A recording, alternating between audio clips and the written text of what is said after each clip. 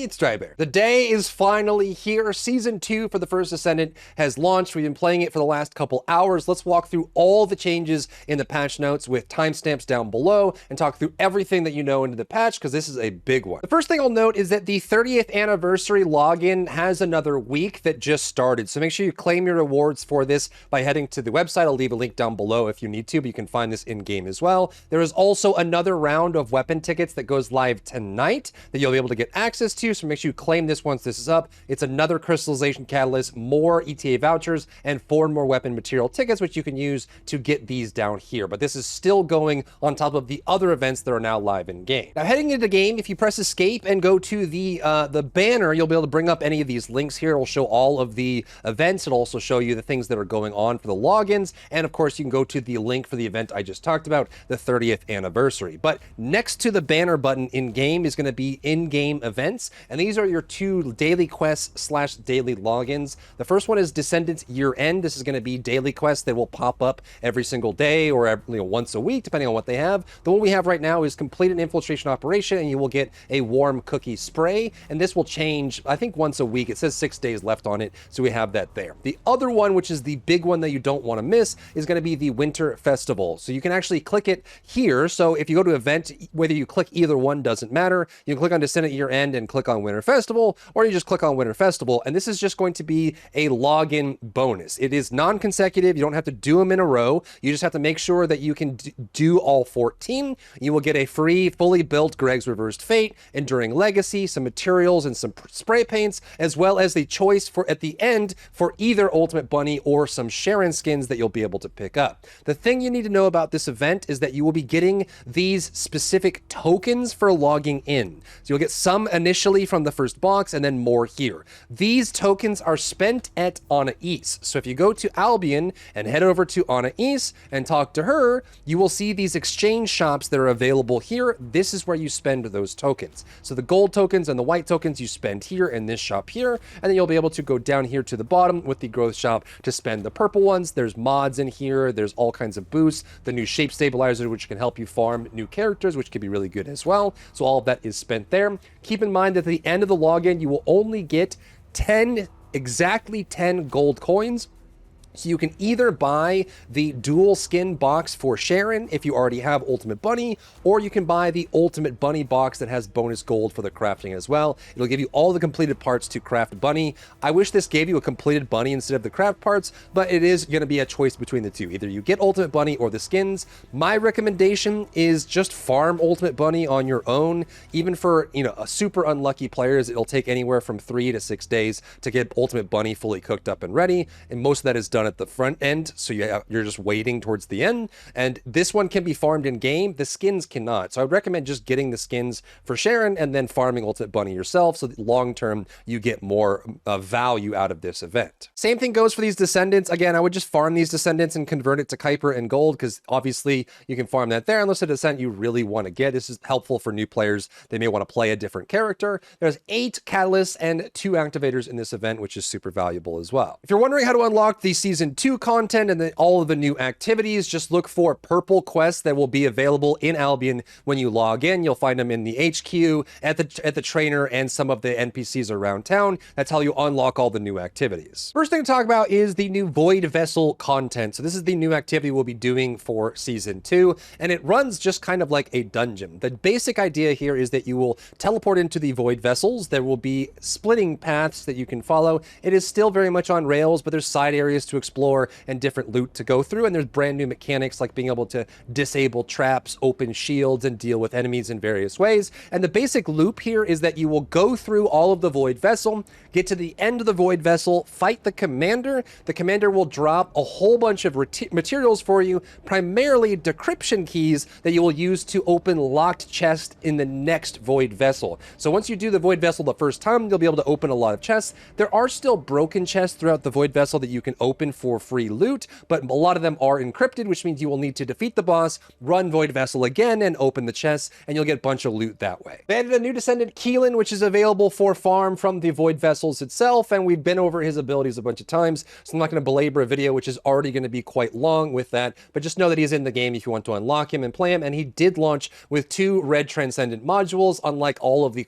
Descendants that we've gotten before. Ultimate Sharon launched as well. She has her own storyline, which you can unlock once you have her, which is very much about the Sharon quest line, and on top of that, we do have the new high shape stabilizers, which you can use to help farm Ultimate Sharon, or you can just buy her outright in the store. We also got 2 new weapons, the Voltia, which shares the last name that Bunny actually has. Her last name is Voltia, and this is essentially just a Bunny's ultimate, and you just channel a beam into targets. This is the only weapon in the game that can deal damage to the skill shields that exist in the Void vessels, as well as the new hard special operations. You'll see a blue shield. There's new shields inside of the core mechanics of the new modes that will have blue or yellow. Yellow means only weapons can damage it, firearms, and blue means only skills can damage it. Voltia is the one exception, and it comes from the battle pass, and it can still damage the skill shields and the firearm skill shields as well, which is kind of cool, and you'll get this for free, one of them for free from the battle pass. You'll get it maxed out if you buy the battle pass for 500 caliber. The other weapon is the Hammer and Anvil. It is a 2-state shotgun that has either slug shots or burst fire, like spread shots. So this is the new shotgun. Hopefully this one ends up playing out really well, but there's 2 new weapons to collect. This one you have to farm yourself out in the real world. Next, there is a brand new external component set called the Hunter set, and this one gives you skill cooldown at 2 set, and then MP recovery in and out of combat at 4 sets. So it basically is just a cooldown / MP recovery set, which is a nice boon. There are some characters like Viessa, for example, that typically are very heavy on mana consumption and have to build for a lot of mana. So having a set that allows you to just focus on mana recovery is quite nice on top of everything else. The 4 set on it gives you a shield, which unfortunately lowers your firearm attack while the shield is active. I don't think it actually absorbs any damage, but it just lowers your firearm attack while the shield is active. And then if you get hit at any point, the shield will break and it will give you 30% MP back. So it's a very huge MP recovery set, which is actually quite useful. And this one comes from the bosses and the Void Vessels. Next, there is a huge addition to the game, and that is a new category of yellow modules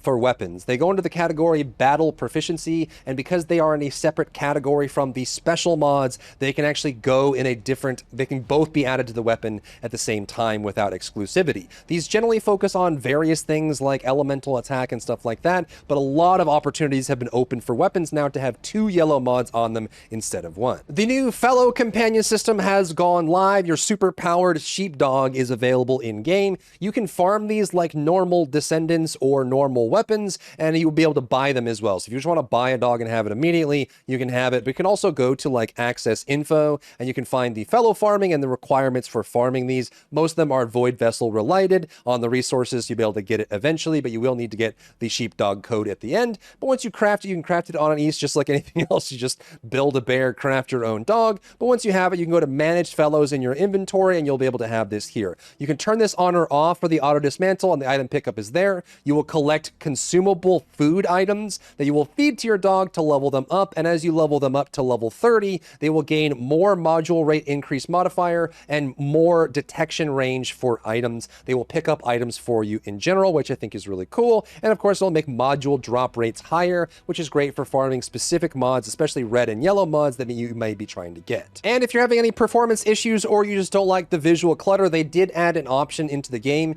So if you go options, gameplay, social, under social, the last option here is fellow display mode. So you can actually say only show my fellow, don't show anyone else in my party's fellows. So it's just your dog for now. Everyone else is hidden from that, so it's not a bunch of clutter on your screen and 4 different fellows running around grabbing items. So this is an option for you if that's something you care about. The Inversion Reinforcement from Season 1 has been maintained and updated for Season 2. So it's the same system as before. You'll just have to go through and complete Void Vessels to get points for this, or you you can do the reinforcement, the inversion collection inside of the open fields for general open field missions. You'll get points here over the time, and then you'll unlock these and go along. You want to look through these again because a lot of these have changed. There are new ones for the 2 new weapons, the seasonal weapons for like Hammer and Anvil and Voltia, and Excava is gone from this list, and a lot of these have been added as well. There's some new ones for overall power, attack, elemental damage, and things like that, and generally are better than they were in Season 1, but the same system exists. Again, you just go inventory into Inversion Reinforcement and activate these,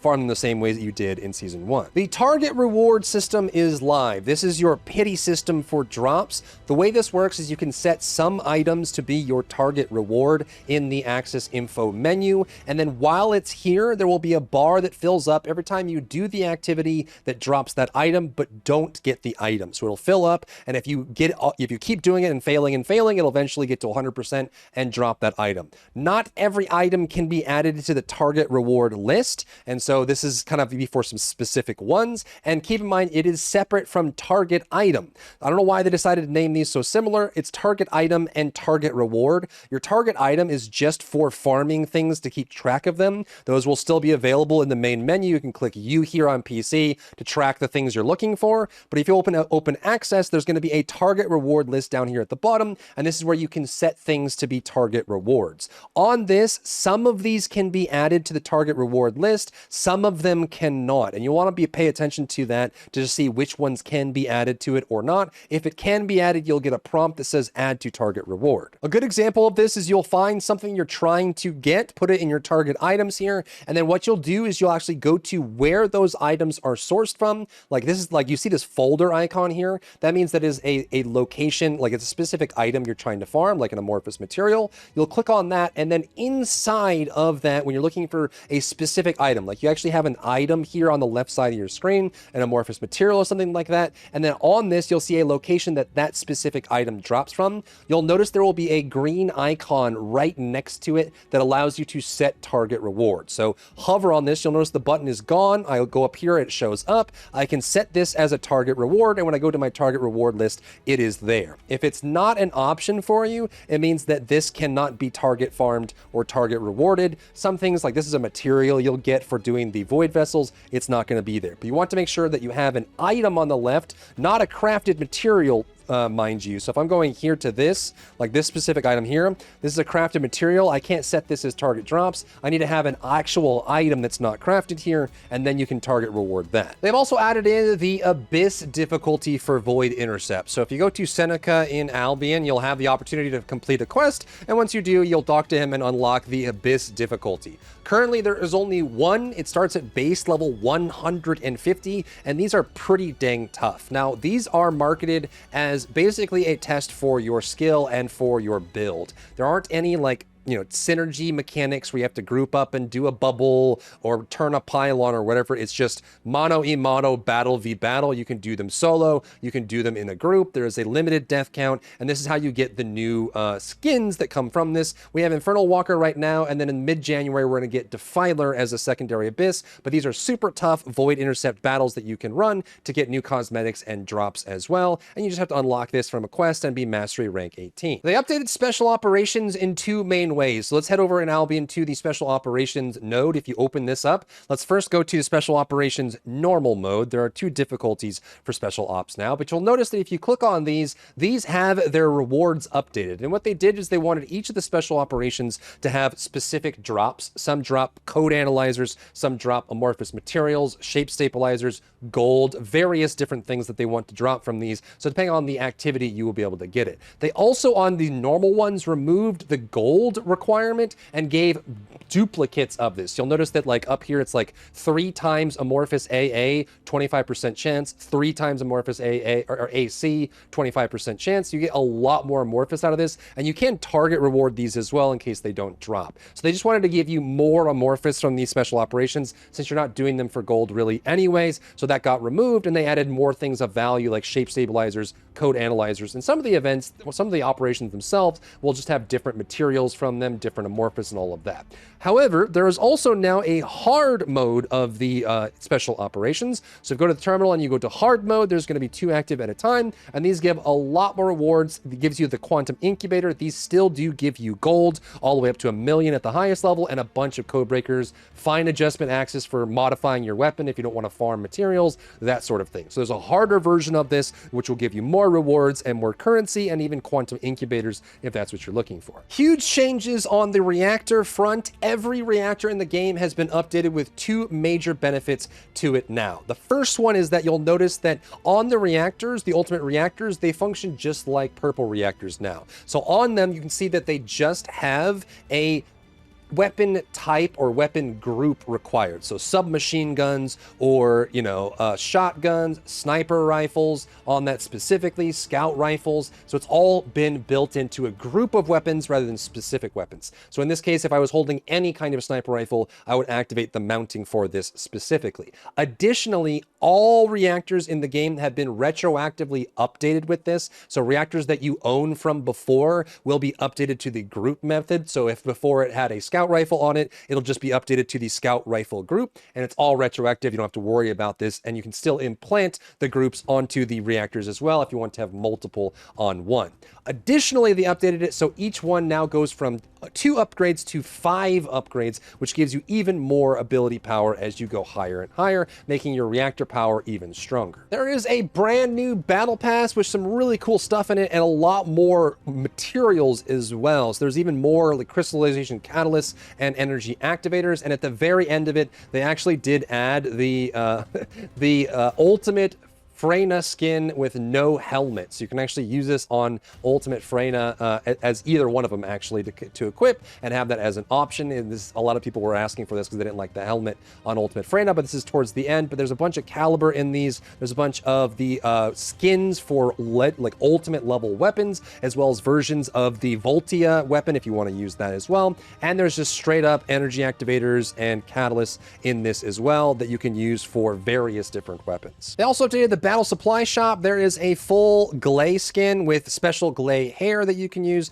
and 2 new Sharon skins that have different glows and chromatics on them as well if you want to use them. This one's like kind of like that car paint that has like the multi-chrome on it, the chromatic aberration looking thing on it, which is pretty cool. And then a Sharon hair, which is no helmet and no side pieces, which I think is a cool addition for her. The shop has also been updated. If you want to, you can buy Keelan outright. You can buy Ultimate Sharon outright. Here's the Ultimate Sharon bundle that got added to the store as well. There's a bunch of new skins that you can check out. A very strange Valby updated skin that doesn't really evolve that much. There's some new Christmas related skins that you can pick up for a few of the ladies. There's a trash can, garbage man, snowman man skin. There's some kind of cool like mountain climbing, the Squid Game exclusive special. All of those are put together, and of course you can even get the new Haley skin. And what's cool about this Haley skin and the new Bunny skin is not only do they come with the skin itself, they have their own special makeup that you can bring with it as well. But on top of that, they also come with a exclusive ultimate skin that's only in this bundle for a weapon that this character generally uses. So in the case of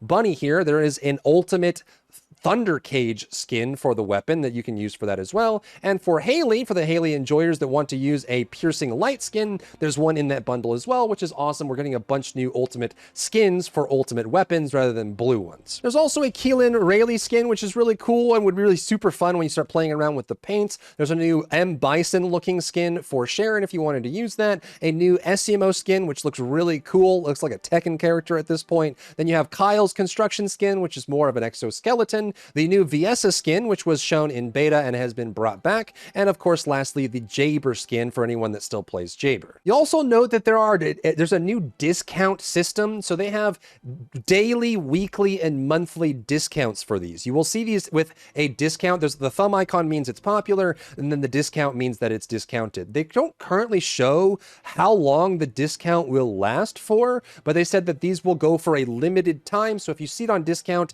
it'll be on discount for a period of time and might be removed from discount at some point. They need to update this UI so it's very clear when these discounts are available versus not. But you might see that some of these have atypical pricings that you would normally not have because of the discount system. Also keep in mind that the bundles that are just basic are the same price here for the ultimate skin and the ultimate character, but for some reason the ultimate bundles that have everything in them went up in price to 6,000 normally, and then they discounted them back down to 5,000. So these normally before were below 6,000, now they're up to 6,000 and discounted to 5,000. There might be something shady going on there. You can see that these are discounted to 3166 instead of 3,000 because I own Ultimate Freyna.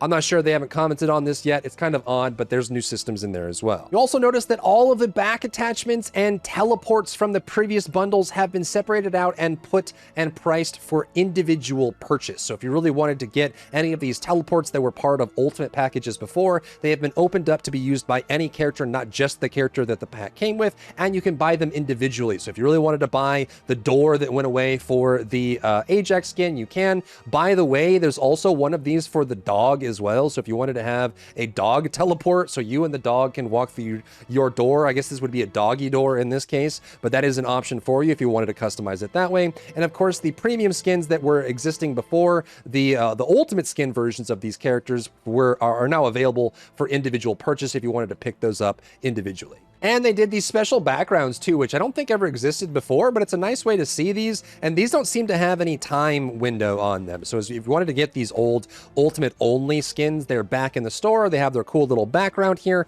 and you can pick them up while they're available. They don't have a time on them. Maybe they're there forever. Additionally, there is a new context menu, a ring menu as it's called, that you can add whatever you want to. Normally, this was just an emote menu where you could spray and do emotes from, but they've extended that functionality to be more than just that, which is great for console, but also available on PC. So if you're on PC, you just press the L button to bring this up, and then on console, whatever the keybind is for that, and then you can press A and D or your triggers to switch between this. But what's cool about this is when you have the ring menu up, you can press Y on PC, and you can do things like bring up the battle pass, bring up the shop, leave party, abort mission, open social, open specific menus, go to Albion. All these functionalities have been added to this. So if you really wanted to, you can add abort mission to the ring menu, and on console with a controller, you can finish a mission, abort, go to a portion of the mission, get that part done, abort, start over. It makes it a lot easier depending on what you want to have available and what you want to bring up with you. There's also a bunch of quality of life and improvements you'll find littered throughout the game. I'm not going to go through all of them just because this video is going to be crazy long as it is, but there's things like the payload missions in and out of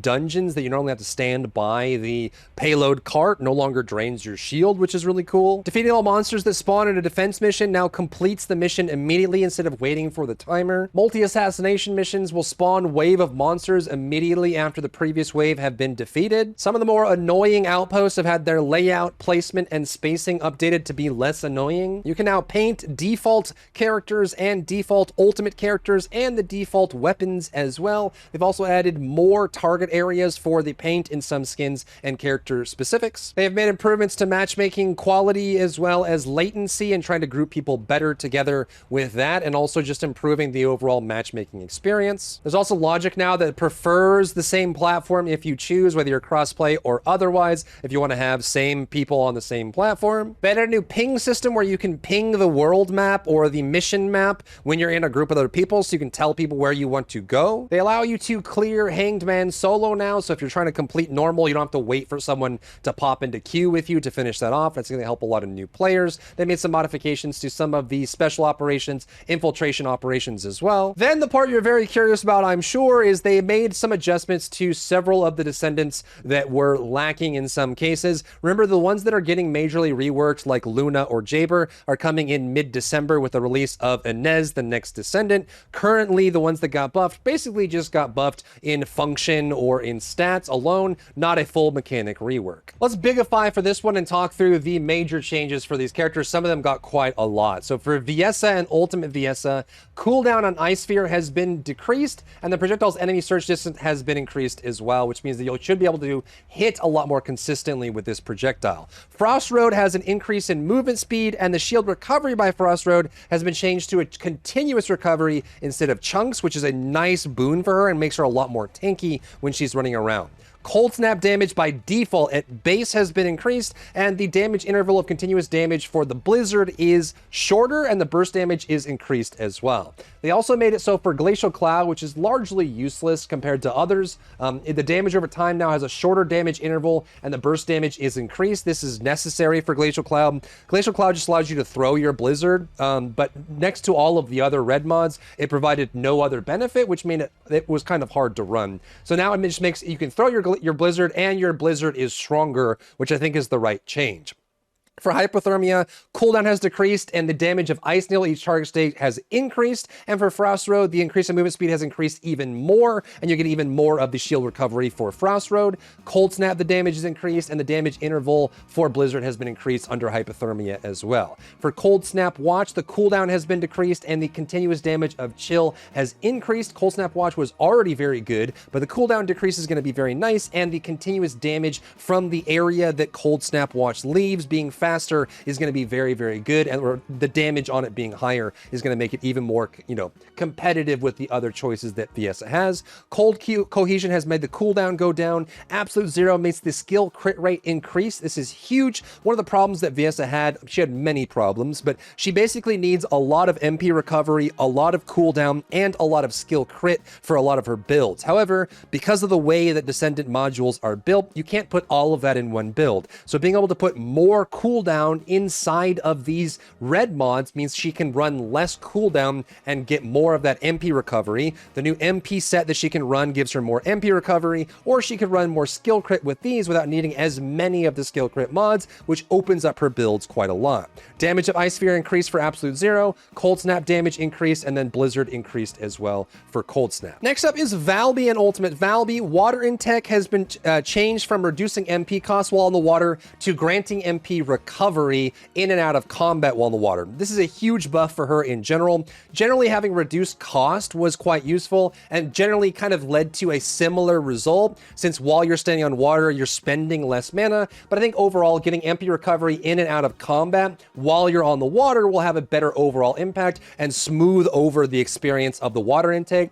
Bubble Bullet, the continuous damage of Small Puddle has increased, continuous damage of Big Puddle has increased, continuous damage of Waterway has increased, and continuous damage of Laundry Bomb has been increased, and the duration of Laundry Bomb has been increased. This hopefully will bring her to the level of like Freyna or Bunny. The problem with her is that even when you maxed everything out with the right mods, you just weren't ticking for as high as Bunny or Freyna could. So this hopefully will give her more MP and consistent MP recovery with more damage overall across all of her ticks. Then for the red mods, they made Water Ply give more damage to Small Puddle. Supply Moisture now also gives firearm attack on top of the other benefits, which is really great. Tidal Wave will increase the passing damage of Liquefied and the burst damage of Liquefied as well, if you want to do the Leapfrog build for her. Hydro Pressure Bomb, cooldown of Hydro Pressure Bomb has decreased and the damage has increased. And then for Spiral Tidal Wave, stack cooldown has decreased, burst damage has increased, and continuous damage of Small Puddle has increased. So across the board, all Valby builds should be getting better in this patch. Next up is Sharon, who not only is going to get some buffs here, but also got 2 new red mods with the Ultimate Sharon version, plus the stat bonuses that she'll get from the Ultimate Sharon version as well. So for the buffs, Cutoff Beam, transition to another motion after using the skill is now faster. This is huge. It just felt like it was way too slow compared to other characters that don't even need to have an animation to deal damage, like Bunny.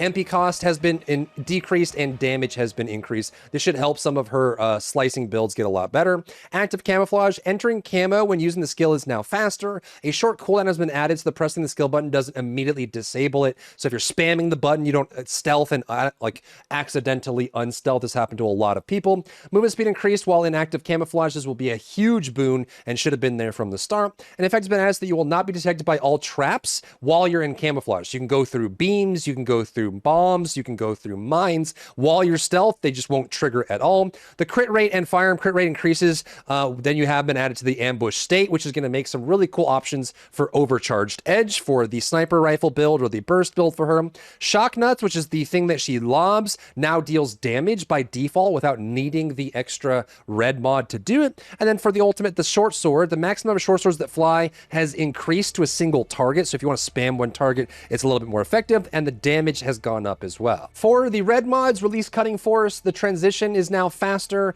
It now flies faster on the beam that you launch, and the damage is increased as well. So it makes it a lot more consistent as a farming tool or as a damage tool. For overcharged edge, which is her stealth ambush bonus damage, entering active camouflage when using the skill is faster. And I do believe that this stacks with this one too. So by default, stealthing is faster, and with overcharged edge, it's even faster. And they added this effect here as well. And they also made it so that the skill crit rate has been increased as well with the ambush state as well. It's very possible that some of these got mixed up here. I haven't tested Sharon too extensively, but they will be making overcharged edge a little bit more effective as well. And then void domination, the damage of short swords when you have this equipped is increased on top of the changes that we have here as well. For Luna, and keep in mind, Luna is going to get a rework in the middle of January, so this is just going to be like more of a stopgap in the meantime.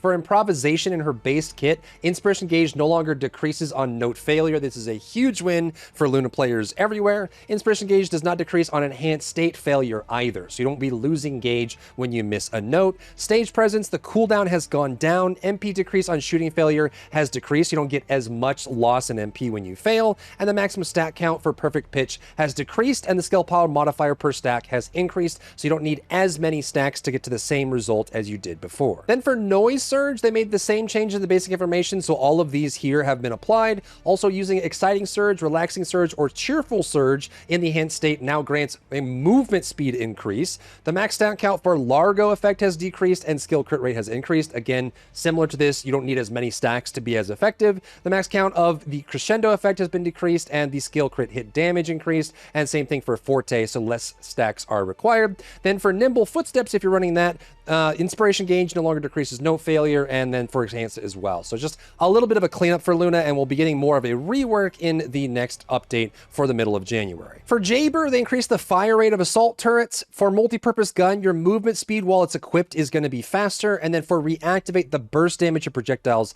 has increased. And then for mods, immediate purge code, burst damage of turret explosion has increased, and for attacking compulsion, the fire rate is up as well. So with this, you're going to get a little bit better effect from Jayber, but again, just like Luna, Jayber is getting some major reworks in these January updates, so more to come on Jayber. Lastly, for SEMO, during Arcane Explosion, the movement speed has increased overall, so you can just run forward and be a little bit more useful, which I think is going to be a nice change for him. SEMO's getting there, and he's actually quite good, and we'll have to see what happens to him when he eventually gets an ultimate, but these are a nice change for SEMO just to make him feel better. They increased the sprint speed for machine guns, scout rifles, sniper rifles, and launchers. If you notice the difference on like SMGs and pistols, you'll be able to move a little bit faster now inside of those. They increased the firearm attack of Python and Clairvoyant, so don't necessarily need a full crit build for the Python from a Descendant to make it as good, so the firearm attack going up is good, and Clairvoyance just needed it. I think it probably needs even more than it got right now, but a nice little buff is going to help it. Then they also buffed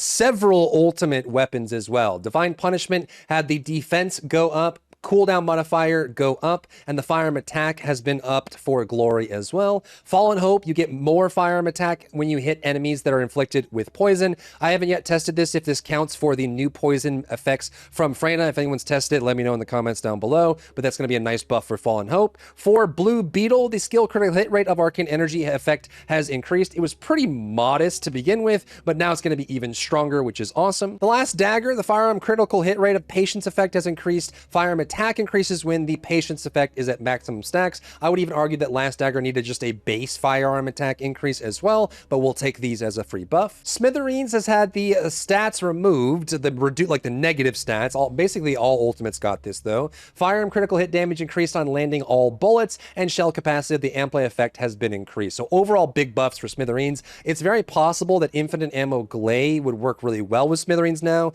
especially if you got really close to weak points and were able to hit them all. So really a good option there. And Restored Relic had the additional damage of the Ancient Fire effect increased as well. Restored Relic might also be an interesting option for Rocket Glay as well, potentially even like an Enzo or something like that. Another huge change is they removed the cap for consumables. So if you go to your consumable inventory in game, there's no limit to these anymore. And if you bought any consumable expansions, you'll get refunded in Caliber for that at some point, hopefully in the next couple days or in the next week or so. We'll get this. I haven't heard anyone getting their refunds yet, but they are going through and running the scripts to get those done. But now there's no limit on consumables. You can just keep stacking these into infinity. They also increased the total research that you can have at once from 5 to 7. So you can go past the first row when you're crafting stuff now. Another massive change is if you go to the mod guy, you can actually combine all the mods that you want all at once. So if you were to select these, I've just combined a bunch to try and get new ones, but you can actually combine a lot of them at once. You can just like shift to duplicates,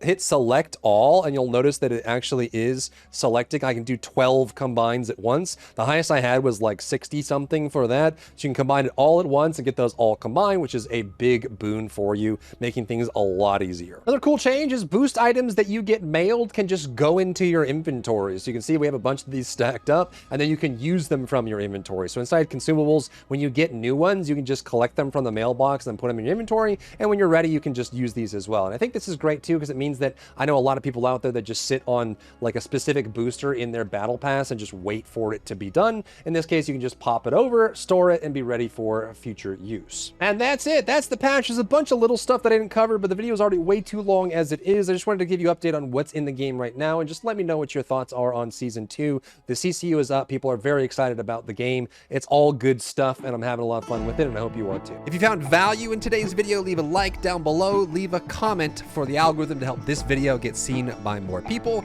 and don't forget to check out my other channels for other content and other stuff and other things.